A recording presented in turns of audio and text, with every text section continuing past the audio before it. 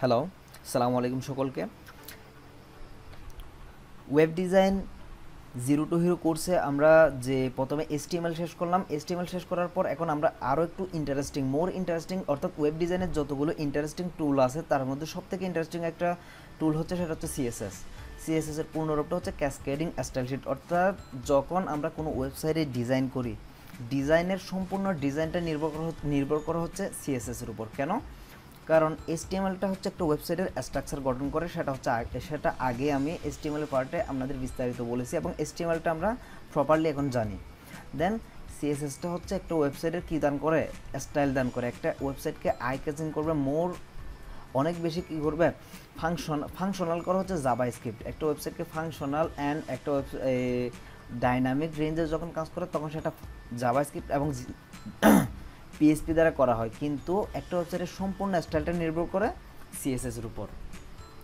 তাহলে CSS একটা ওয়েবসাইটকে কিভাবে একটা ওয়েবসাইটে ইমপ্লিমেন্ট করা হয় সেটা আমরা এখন দেখব। যেমন ধরেন আমি কয়েকটা ওয়েবসাইট অর্থাৎ আমার ডিজাইন করা কয়েকটা ওয়েবসাইট আমি অলরেডি ওপেন করে রাখছি। এই ওয়েবসাইটগুলো CSS দ্বারা এত সুন্দর লাগতেছে, কিন্তু HTML দ্বারা যদি একটা ওয়েবসাইট বানানো হয় তাহলে ওই ওয়েবসাইটটা শুধু কিছু টেক্সট এবং ব্যাকগ্রাউন্ড দ্বারা সাজানো যাবে, এর থেকে বেশি কিছু না।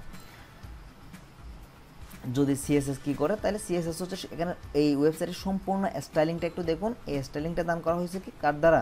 CSS দ্বারা।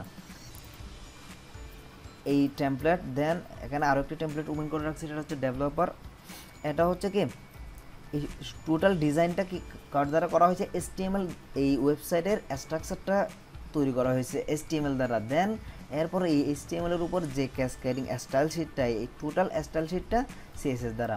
এখন এই ওয়েবসাইটগুলো তিনোটা টেমপ্লেটের আমরা কি করব, CSS নিয়ে ফেলবো। CSS নেওয়ার পরে এই ওয়েবসাইটের লুকটা একটু দেখবেন আপনারা। দেন এখানে আরও একটি টেমপ্লেট ওপেন করা হয়েছে, হোম অ্যান্ড কন্ট্যাক্ট। এখন লাস্টের থেকে নিচের দিক থেকে যদি আমরা দেখি, এই টোটাল ওয়েবসাইটের যে এত সুন্দর একটা লুক, এই টোটাল লুকটা দান করছে কে? CSS।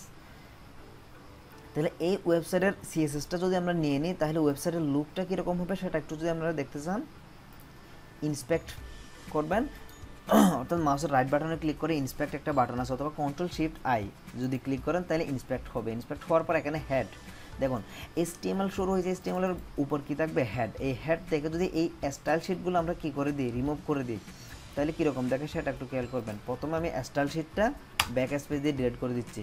তাহলে স্টাইল শিট ব্যাক স্পেস দিয়ে ডিলিট করার পর দেখুন এখন দেখাচ্ছে কীরকম ওয়েবসাইটটা অনেক, অর্থাৎ টোটাল স্টাইলটা কোথায় চলে গেল। অর্থাৎ একটা ওয়েবসাইটের স্টাইলিং ছাড়া, CSS ছাড়া যেভাবে দেখায় ওভাবে আমরা দেখতেছি। টোটাল সবগুলো CSS যদি রিমুভ করে দিই, এখানে শুধু ইমেজ আর টেক্সট ছাড়া আমরা কিছুই দেখতে পাবো না। দেখুন কয়েকটা HTML এর স্ট্রাকচারও এখন প্রপারলি দেখা যাচ্ছে না, কেননা ইমেজগুলো প্রপারলি সাইজ করা না এজন্য।